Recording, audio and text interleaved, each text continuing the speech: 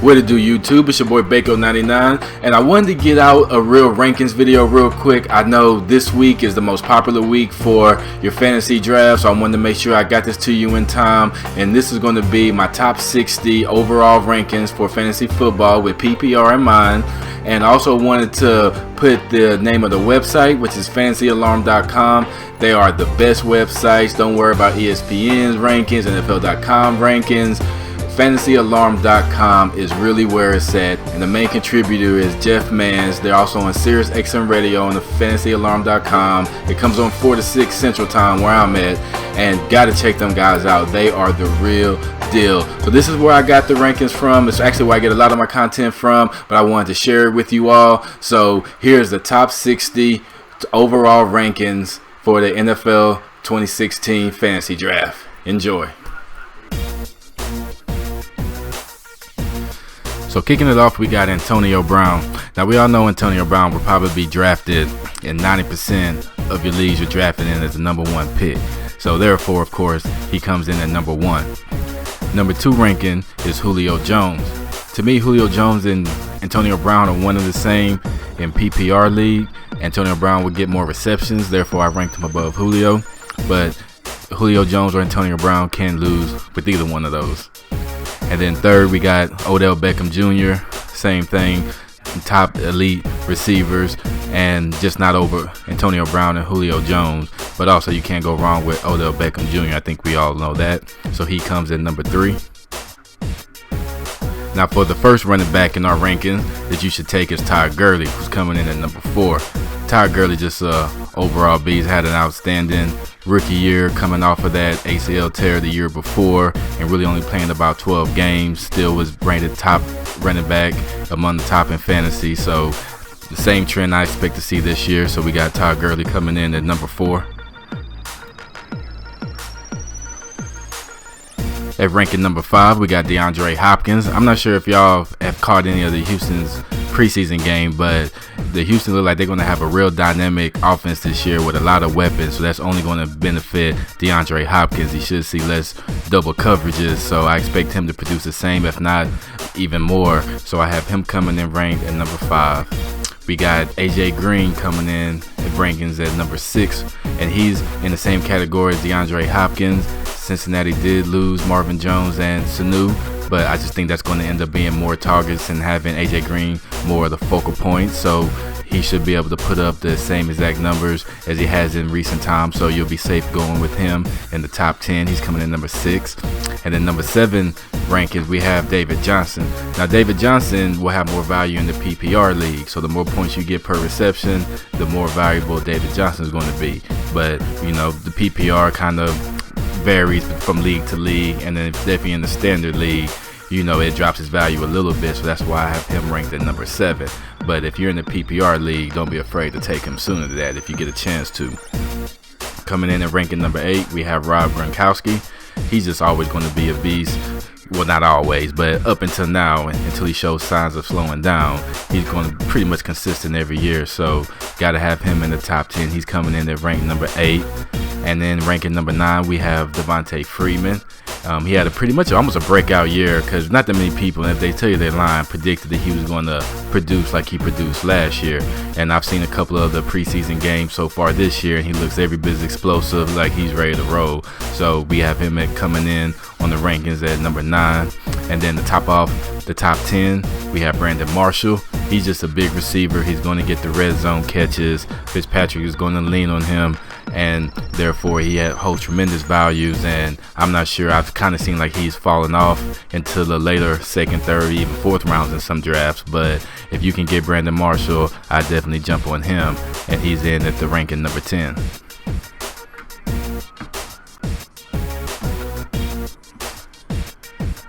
Number 11, we got Dez Bryant, and I hope y'all been watching, because he's already thrown up the X twice in these first 2 preseason games.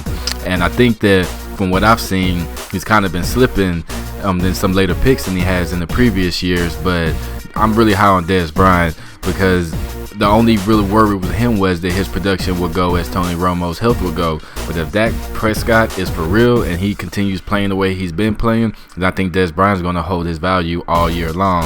So therefore, we have him coming in at ranking number 11.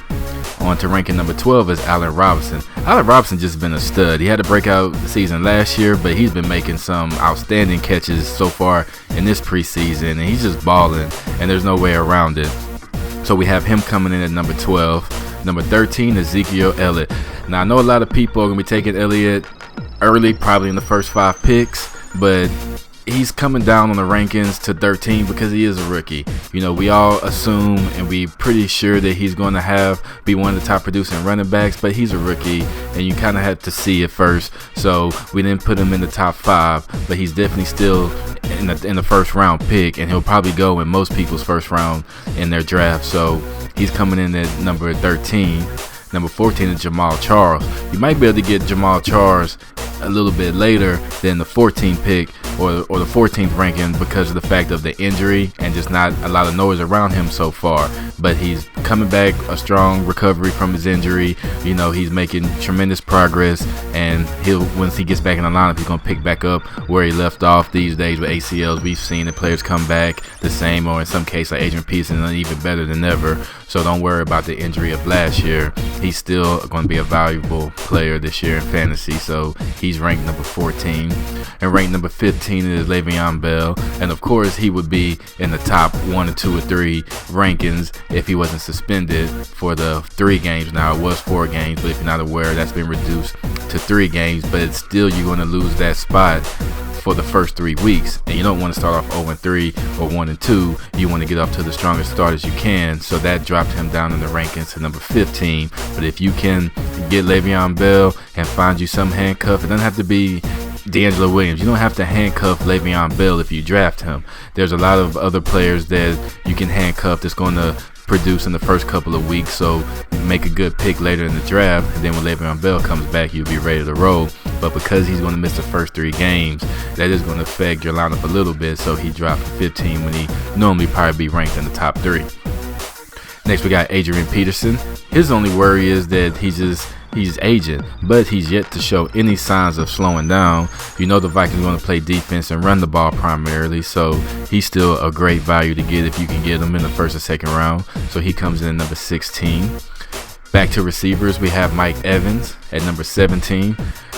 Mike Evans is just a big red zone target, so he will get his touches in the red zone and produce some fantasy points. You have a healthy Vincent Jackson this year, so he will take some of the targets, you know, going down the field and even some touchdowns, but Mike Evans is still going to be one of Jameis Winston's favorite targets in the red zone, so he comes in at number 17. Number 18, we got Alshon Jeffrey in the ranking. The Bears, they're not going to throw as much as people think this year, but when they do throw it, it's going to be the Alshon Jeffrey. I know a lot of people high on Kevin White, which he'll be, you know, he's a good pick for later in the rounds. I don't think he's going to produce at the level that people are projecting him to produce at, because when they do actually throw the ball, Alshon Jeffrey's going to eat up most of the targets. So he comes in at rank number 18, also another big receiver who's going to get a lot of red zone targets as well. Number 19, we got Amari Cooper. And I'm real high on the Raiders, but if I had to pick one player, wouldn't be Carr, wouldn't be Murray, it'd be Amari Cooper. Amari Cooper is great, you know, with the catching and running after the catch, breaks a lot of tackles, so he will be, you know, pretty effective this year. So he comes in at rank number 19. And to top it off, we got Brandon Cooks at rank number 20. I mean, he plays for the Saints. He started off slow last year, but he really came on strong towards the mid to the end of the year. And you know Drew Brees going to sling that rock all over the field, with Brandon Cooks being one of his primary targets. So Brandon Cooks comes in at rank at number 20. Moving right along, number 21 in the rankings is Julian Edelman. You know that Tom Brady is going to be hitting Julian Edelman all day long. So I would expect maybe a little bit less production in the first 4 games with Garoppolo, but actually Garoppolo's been looking pretty good, so I wouldn't even think it was going to be that much of a drop off in production the first 4 weeks. But throughout the season, Julian Edelman will get his fair catches, and being in the PPR league, he's always going to hold value there. So we have him coming in at number 21. Next, ranking number 22 is Jordy Nelson. He's back from his injury. And let me tell you something, if y'all don't know, Jordy Nelson's and Aaron Rodgers pump and go. So the play where Roger pump fakes a route and then Jordy Nelson breaks it to the double route and goes long, that gets teams every time, every year. So if Jordy Nelson comes back fully healthy, expect to see a lot more of that this year, and he'll be a good value going in your draft. Number 23 is Demaryius Thompson. Now, people think Demaryius Thompson is going to be hurt by the quarterback, which is true because they have Sanchez. I don't even think Paxton Lynch is going to see any action this year. So they're really bad at quarterback. But even last year, Peyton Manning last year was horrible. You know, no other way to slice it. He was just horrible. We all know he's great overall. But last year specifically, he was horrible. And Demaryius Thomas still put up top tier wide receiver numbers. So I don't see why he can't do it with Sanchez or whoever may be quarterbacking when the season starts. Number 24 is Ryan Matthews. I think he'll do real good in that West Coast offense. He's the primary featured running back, so he'll get a lot of touches and produce some fantasy points for you. So we have him coming in at number 24 in the rankings. Number 25 is Keenan Allen. The only knock I have on Keenan Allen is somehow he just doesn't get the touchdowns. He'll get the 3 or 4 receptions going up the field on the drive, but rarely he gets the actual touchdown. So that takes a little bit of value away from him. But especially in PPR leagues, you know, you'll get points for all those catches. So he still comes in ranked at number 25 in the top 60. Number 26 is Jarvis Landry. Now, I know a lot of people are high on Devontae Parker, and he's going to do his thing. But at the end of the day, Jarvis Landry is still going to be the number 1 receiver. And as long as Tannehill can get his act together and actually play some real good, decent football, Jarvis Landry should be a good producer this year as well. Number 27, we got Randall Cobb. Now that we got Jordy Nelson back, we got that duo back, and Cobb can go back to his natural position in the slot where he's effective at. He wasn't that effective last year because he's more of a slot receiver, and he had to play the 1 receiver. That's not his game. So with Jordy Nelson coming back, expect a lot better season from Randall Cobb this year. He's ranked number 27. Number 28, we got CJ Anderson. With the Broncos, you know Kubiak's the coach, so Kubiak's going to run the ball. He's going to run zone so he can set up his play action. Kubiak loves to do the play action pass, so you have to run the ball effectively for the play action to work. So CJ Anderson will get the bulk of the touches. Hill is going to get cut. He's just not cutting it. So pretty much you're looking at the feature back in CJ Anderson. So he comes in number 28 on the ranking. Number 29 is Lamar Miller. I think Lamar Miller is going to be a sleeper in the sense that he's going to do better than people are even projecting him to do. Houston is going to run the ball to set up other parts of their offense, and plus Lamar Miller can catch passes coming out the backfield. He's already looked sharp and real good in preseason, so he's a really, really good pick. If you can get Lamar Miller, you should definitely take him. He's coming in at number 29, and then number 30 ranked player, we have LaShawn McCoy. The reason why I'm excited about him, because if y'all not keeping up, Carlos Williams just got let go. So really the only backup is Reggie Bush, but we all know he's a specialty player. So you're looking at LaShawn McCoy being the feature back who should get most of the catches and not have Williams cutting into some of his touches and touchdowns, which was the case last year. So he's ranked number 30, and he should be a really, really good producer barring any injuries he may get, groin, hamstrings, whatever may have you. If he can stay healthy, he should have a breakout year this year as well.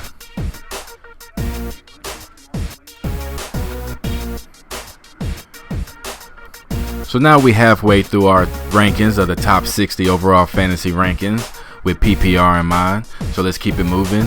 At coming in at ranking number 31, we have Sammy Watkins. Now Sammy Watkins is not going to get you 13 receptions and 2 touchdowns that much in any games, but he will take the top off the defense and he will get you those big play productions, and he's going to be the focal point of the passing game in Buffalo. So I expect Sammy Watkins to have a real decent year, so he comes in at number 31. Next we have Matt Forte. He's getting a little old, becoming a little veteran, but with the Jets, they're going to run the ball, and he's still going to have value, barring any injury, so he's ranked at number 32. Coming in ranked at number 3 is Carlos Hyde. Now, I know people are down on Carlos Hyde, but they're not paying attention. Carlos Hyde is doing real good, real good training camp, and he's going to do a lot better than he did last year. So, therefore, we have him ranked at number 33. Ranked at number 34, we have Mark Ingram. Mark Ingram, you can pretty much book it that you can get a good value at running back. If someone snakes Mark Ingram before you, it's probably someone who stays on top of their stuff, but he's always produced. He's going to catch passes out the backfield. He's going to get you some rushing yards and some touchdowns. He is their goal line carrier when they get into the red zone. So Mark Ingram is a very good pick, and if you can get him, I recommend getting him when you can. At ranked number 35 is Larry Fitzgerald. Larry Fitzgerald, the bulk of his points came in like the first 6 games. In the second half of the season, he kind of went on the drought. It didn't produce that much, but I still think the Arizona Cardinals going to have a dynamic offense, and Larry's the veteran. He's a trusted target, so he will get his fair share of touches, and he will produce slightly bit more than he produced last year. And ranking at number 36, we have our first quarterback, which is Cam Newton. Now, I really don't feel you should be taking quarterbacks early, because stack up your team, get you some depth at all your positions. Because if you're not aware that if you take Cam Newton, which was the number 1 quarterback in fantasy production last year, and you scroll down that list and get to the 12th quarterback of the production of 2015, there's only a 1.5 difference per game when you average out all 16 games. So you taking Cam Newton at number, early in the draft versus taking someone later in the draft, you're really not gaining that much production. I think he even went as far as number 18 on the production list of quarterbacks when there was just like a 3-point differential. But when it comes to quarterbacks, because of the dual threat with the running and the throwing, Cam Newton is the first quarterback on my ranking, but comes in at number 36 on the ranking. Number 37 on the ranking is Jerry Maclin. I promise you can get him at a good value in your draft. He's with the Chiefs, and Alex Smith to me is underrated, and Jerry Maclin is their main receiver. And last year people didn't want to touch him because the year before that, I think that they went the whole year and didn't even have a receiving touchdown. But Jerry Maclin had a lot of good production last year, and I expect it just to keep going as he's now his second year into the offense with the Chiefs. Of course, he's familiar with Andy Reid, the coach, but I think the whole year with him and Alex Smith is only going to get better. So we have him ranked at number 37. Number 38, we have Golden Tate. I know Megatron's gone from the Detroit, but still it's the Detroit Lions. They're not going to run the ball. They're going to be pass heavy. They're going to throw the ball at every chance they get. So Golden Tate is their number 1 receiver, and he's actually pretty decent. So he comes in at ranking number 38. Number 39 is another running back, which is Doug Martin. Doug Martin balled out last year. I think he's finally caught his rhythm, his flow within the offense. So I expect him to continue where he left off last year. And then the next one we have at number 40 is Eddie Lacy. We all know the history with him being overweight last year, but he's trimmed down about 20 pounds. He's looked great in the preseason, got some wheels running over people. So definitely don't be afraid to take him. And he's at ranking number 40 on our top 60. Moving right along to ranking number 41, we got Greg Olsen. Now, I mentioned in my previous video that he's been having back spasms. I said there was nothing to worry about, just to keep your eye on it, because they can flare up at any moment. But barring that, he's still going to be one of your top tight ends to take. So I have him coming in at ranking number 41. Number 42, we have Eric Decker in the rankings. Eric Decker just catches touchdown passes. He does it every year, so I don't expect anything different. So you're looking to fill your roster spot with someone who's going to get the targets, and when he does get the targets, they're normally in the end zone. It's going to be Eric Decker. Coming in at ranking number 43 is Marvin Jones. I personally like Marvin Jones over Golden Tate in the sense of that you probably can get a better value for him in the later draft, because sometimes it's not the player that can do good or bad for you, it's where you get him in the draft and if he does good or bad for you relative to where you picked him in the draft, if that makes sense. So you can overdraft for Golden Tate, and then he puts up the projected numbers, and it may not be a good season. But if you were able to get Golden Tate, he slipped in a couple of rounds and you got him, then that same production ended up being a plus for you. So I personally like to take Marvin Jones because you can get a better value and pick him later in the draft. But I still think they're going to produce close to about the same numbers. But nevertheless, he comes in at number 43 on the rankings. Number 44, we have Andrew Luck. Please don't let last season fool you. He was riddled with injuries. He's back healthy now, so I expect him to pick back up where he was his first 3 years in the league. So don't be scared of taking Andrew Luck. Number 45 is Kelvin Benjamin. I don't know about you, but he looked a little overweight to me when I saw one of their preseason games. But nevertheless, he still caught some passes, still looks good. He's still that big target. Devin Funchess is balling, so y'all watch out for him. He could be a good pick if you can get him, in the mid to late rounds. But still, Kelvin Benjamin is going to be their possession receiver and probably get the red zone targets. So he is ranked number 45 in the rankings. Number 46 is Drew Brees. Drew Brees is going to throw the rock all day. If you can get him. He's going to put up points. Number 47 is DeMarco Murray. I think he's going to have maybe not as good of a year as he did in Dallas, but he will have a much better year than he did last year in Philadelphia under Chip Kelly. We've already seen him break that big 80-yard run in the preseason. He looks real good. Derrick Henry's been balling out. And I think that's the Titans' future, and I can see him maybe getting 12 to 15 carries a game, kind of like the split with, David Johnson and Chris Johnson at Arizona. But he's still worth the pick when you get him. So DeMarco Murray comes in ranked number 47. Ranked number 48 is Justin Forsett. For the most part, by default, he's going to be the starting running back in Baltimore. So he's ranked number 48. Number 49 is Jordan Reed.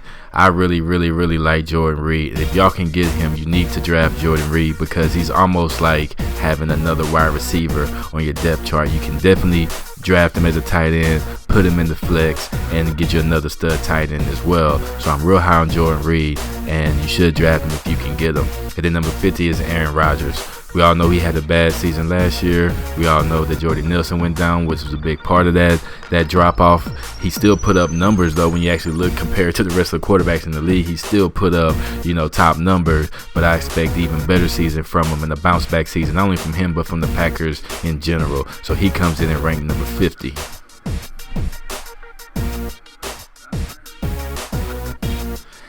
And now to wrap up my top 60 rankings, we have 51 through 60, and coming in at 51 is Emmanuel Sanders, and he has the same fear that people have about the Broncos quarterback situation in general. How much will that affect their production? However, I feel that it will affect Emmanuel Sanders' production more than Demaryius Thomas. But still, at the end of the day, Sanders is explosive. He has speed. He's going to get his touches and his fair share of catches, and he comes in ranked at number 51. Number 52, we have T.Y. Hilton. T.Y. Hilton, he's not someone you can depend on game by game by game by game by game. You really need to pay attention to the matchups and when he's playing, what team they're playing.